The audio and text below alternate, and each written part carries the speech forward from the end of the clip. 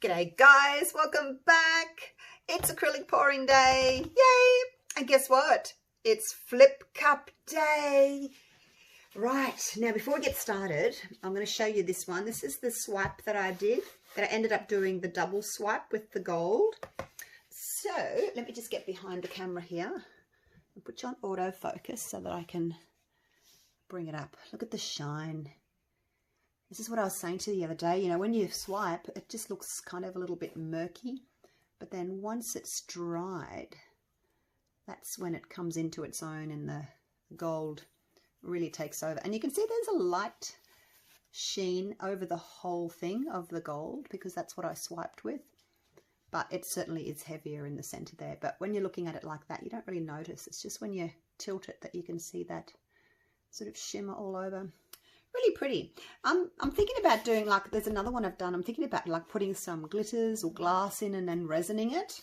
Is anyone interested in seeing that? What you can do with an acrylic pour and turn it into like a resin type of a piece. Oh, let me just put that away. Right. Oh, I haven't got my gloves. I haven't got my cups. I'm so unorganized today. Hey, I'm just going to do 2 cups today. Hopefully these will be big enough. And I think I'm going to kind of do like a swirl instead of just a straight line. I'm going to see if I can do a bit of a swirl. Hopefully these 2 cups will be enough. And do you like the colours I've chosen? I've gone with a couple of blues here and then separating the sort of yellowies with the white. Yeah, so we'll see how that goes. Sort of 2 warmish colours and then a teal. So I've done my usual mix, my 60% glue, which is Elmer's glue all, but you can use any white craft glue. You can actually even use a clear glue. But I'm using the Elmer's glue all. So 60% glue, 40% water, and then I've mixed them 1-to-1 with paint. So in each cup I've got 60 grams of the pouring medium, which is 2 ounces, and 60 grams of paint, which is 2 ounces. Now I'm going to put in 3 drops of the Spot On Treadmill silicone in each one. Just 3 is enough. Don't squeeze your bottle, otherwise you'll end up with like 20. Just let them drip in slowly, because it does come out pretty fast. I've actually had people take the like this whole thing off. This is actually a lid and it screws on like that and it closes it, but I've actually had people take that whole thing off and then it just drips in so fast. And I did that one? Yes, I did that one. I can see them sitting on top. So you just have to twist the top, the little nozzle, and then to close it you just twist it again like that. Easy. Easy peasy lemon squeezy. Now, I'm going to give those a stir. The paints are these ones here, the Mont Marte. That one is the Burnt Sienna, which is this guy here. This one here is the Yellow Ochre, or Ochre, however you pronounce it. This one is Teal. I've mixed half phthalo blue and phthalo green to get a teal. Make sure you stir it in really well, otherwise you get big blobs of silicone that'll turn into big blobs on your canvas. So stir it in really well. So I thought I'd keep the 2 sort of colours separated with the white. I mean, I know I'm going to get like a green anyway, because this one and the blue is going to kind of make a green, which is okay. I've got a teal here, so I don't mind shades of green. So shades of blue, shades of green, and then this sort of yellowy brownish tone I think would look nice. So I haven't got any bright colours today. They're all kind of toned down a little bit.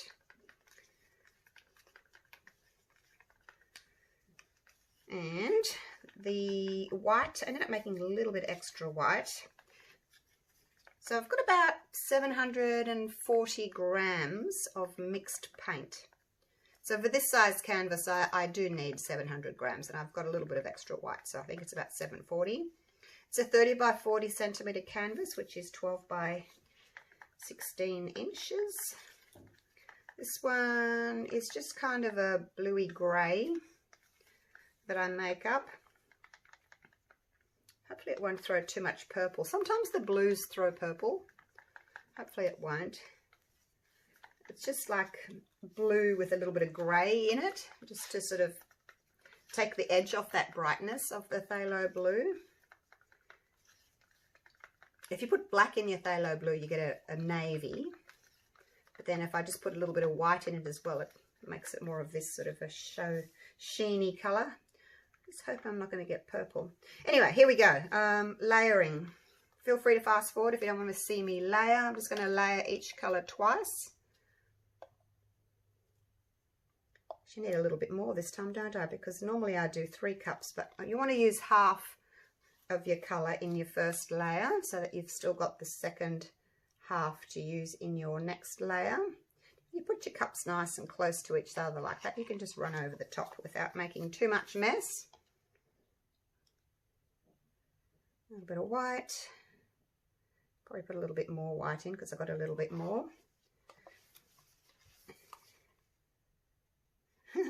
And then my yellow. Sometimes it's hard coming up with new colour schemes because I don't want to do the same colour schemes all the time. So if you get onto Google and you search colour palettes, that's always really handy. It gives you some lovely inspiration. These are going to be full. Hope I'm going to have enough room here. I didn't want to use the huge cups, but hopefully I've got enough space in these cups. Because like I said, normally I do 3 cups. My next size cup's quite big though. I think this is a 320 ml cup. And the next one jumps up to 540 mils, which is a big cup. I'm hoping I've got enough room. Otherwise, I'm going to be in trouble. I won't be able to flip very well if they're so full. If I only do 1 big cup, then I can just flip the canvas over on top of the cup and do it that way. But I won't be able to do that with 2 cups. Pile those up. Make a mess, woman.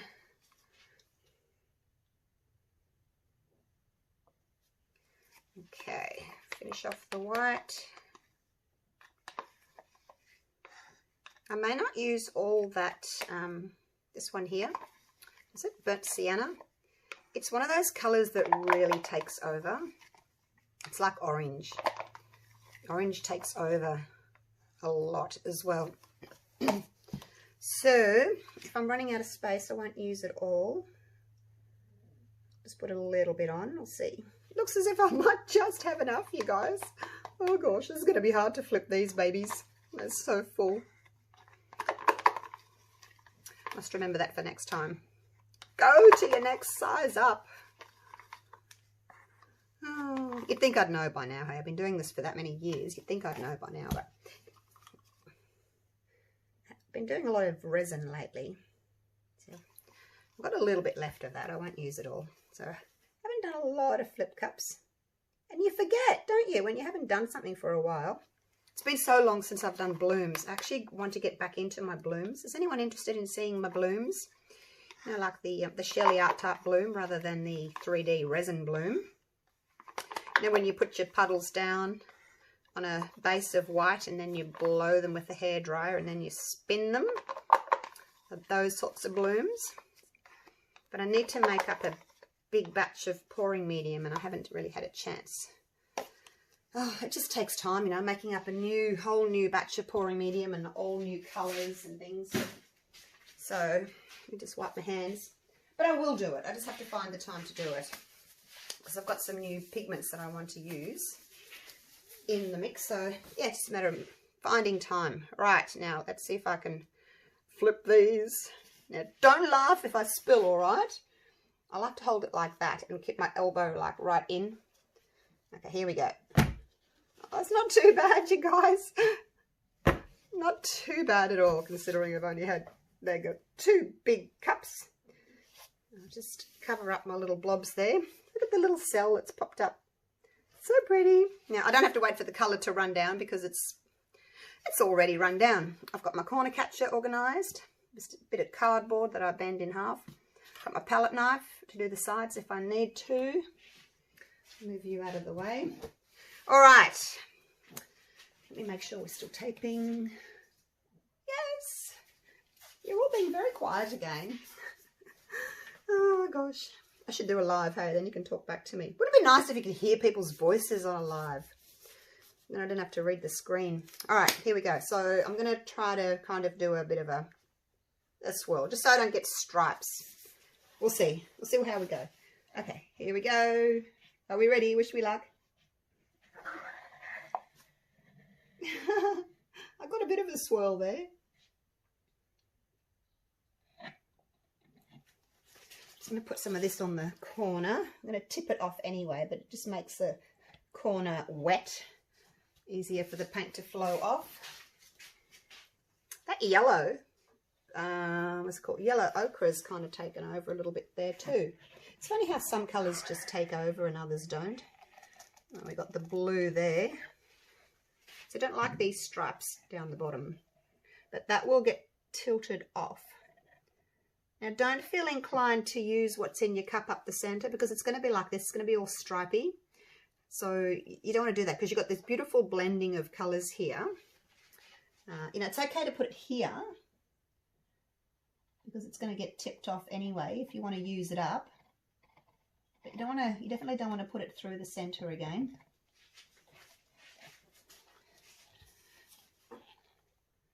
I'll put a little bit here.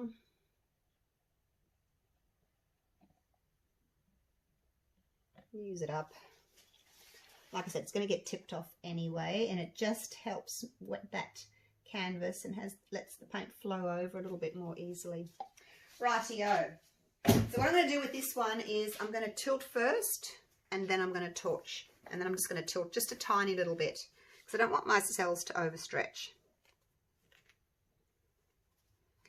Nice lot of paint on the surface there. You have to have a lot of paint for this technique. Now I'm just going to go to, what can I hold? What can I hold? I'll have to hold on to this push pin. Go into the corner, come back. I don't want too much paint to be wasted just yet, because I want to cover the whole surface. To the corner and back. Now, turn you around. So I need to get that little corner off there, but I'll save that for when I'm tilting a little bit later on. And make sure that you don't have anything over the top of the canvas. Always come around in case you drip. I'm hanging onto my push pin down here. I'm pushing that cardboard closed. And back. And that's enough for all the paint to run down the side there.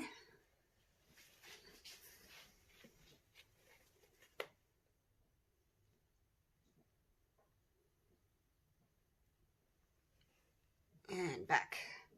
Okay, so that's covered now. I'll clean my hands again. Got my damp cloths here. Pity you haven't got more of the blue showing, isn't it? But we'll see. I might be able to tilt some of it off, this other colour off. But I do need to tilt those stripies off. I mean, you don't have to, I guess, but we'll see what it looks like. Now, torching. Now that we've covered, and I'm using my big boy blowtorch. He hasn't come out to play for a while, so he might get a bit excited and over torch, but we'll see. So nice and high, little circles.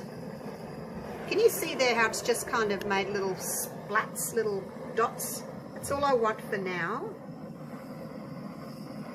I'll come back after. I'm just going over the whole canvas, just doing little splats like that. It kind of looks like little tiny raindrops that are hitting the surface. You don't want to get too close. Obviously got a bit too close over here. Because what I'm going to do shortly is when I tilt my canvas, I'm going to stretch all these little guys out a little bit, not too much.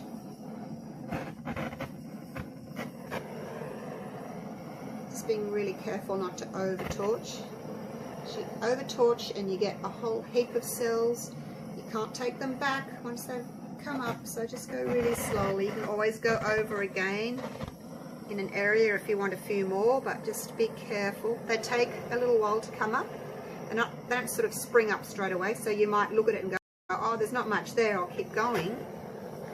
And then a minute later, they're all there. So just take your time. It's no rush. You've just spent an hour mixing up pouring medium, mixing up paint, stirring. Only to have it ruined if you over torch, so just be careful. Not getting much in here. My yellow might have been a little bit on the thick side just here. Not getting much through there. I'm getting a little bit closer in this section here, but trying not to get too close, but I'm not getting much in the way of cells there, so I'm getting a little bit closer.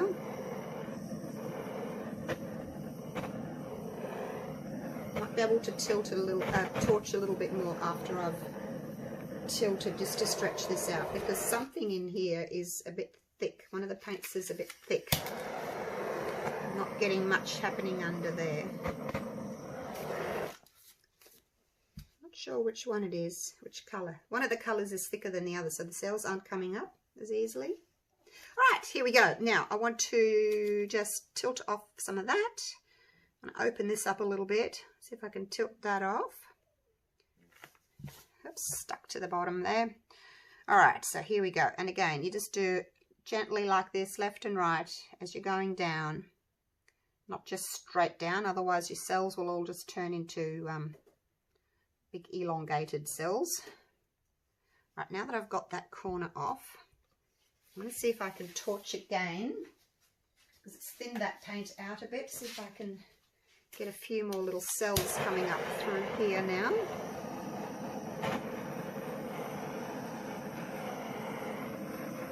And I've had a chance to stretch that paint a bit. See, they're coming up now that I've stretched that out. Okay, now I just need to see them coming up. Hello! Now I want to see if I can get over here and get that corner off. These two corners are okay. I won't be able to get all the way back over there because these will be overstretched if I bring the paint all the way down here. So that I won't be able to do. But I'm just going to do it this way and see if I can get, see this big blobby cell here? I want to get him off and that corner. So let's see if I can do that.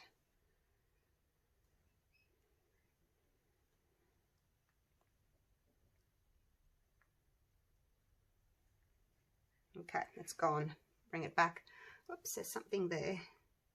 A blob. Look at that! I did it! I did it! Woohoo! Nope, there's still a blob there. Get off. Something in my paint. Now, I'm not concerned about that tiny little stripe there. It just looks like a stretched cell. Now, let's have a look at the composition. What do you think? So the cells down here are bigger than the cells up here, because these ones have stretched.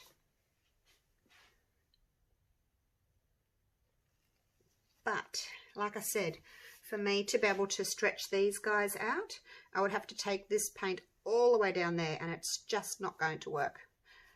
Ain't going to happen. I can try maybe to stretch them this way. I really don't want to lose my blue. So basically I'm not taking any paint off the surface, I'm just doing this back and forward. I may try and get that big blob off, we'll see how he goes. I'm just moving the paint up and down. There he goes, look, see, he's going, there he goes. Just moving the paint around, trying to stretch out some of the cells, not all of them. Because you've got to be careful you don't leave too much paint on the surface there. And that's it. And there was a big blobby one over here that I just got off as well.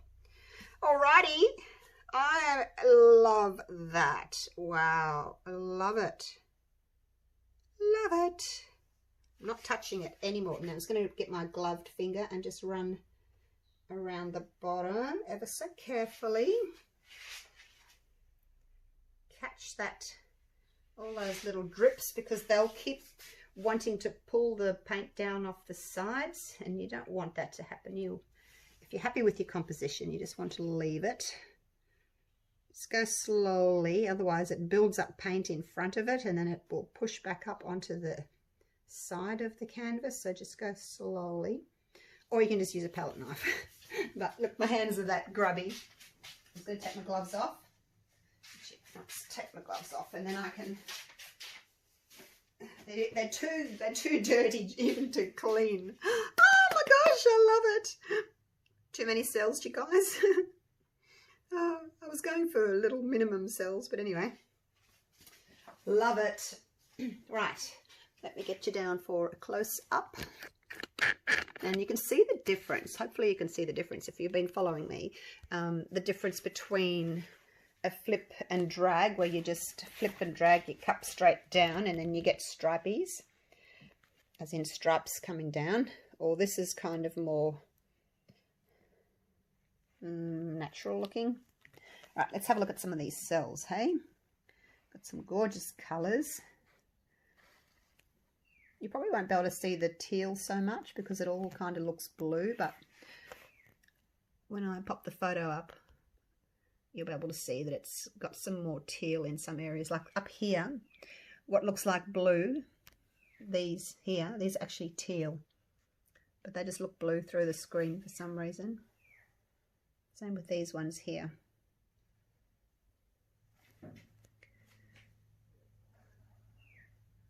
Look at these pale blue ones. They've got the yellow around them, yellow rings around them.